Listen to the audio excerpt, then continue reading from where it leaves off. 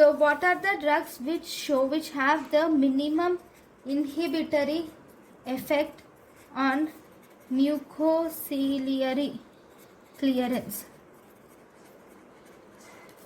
Minimum inhibitory effect on mucociliary clearance is present for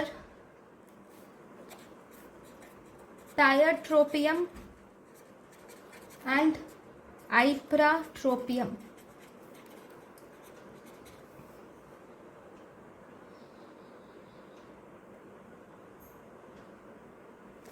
Okay, but if you see atropine, it will inhibit mucociliary clearance.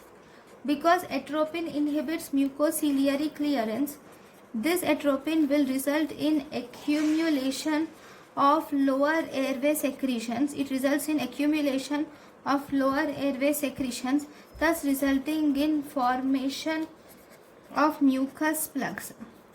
Okay, so this is about the mucociliary clearance. Thank you for watching.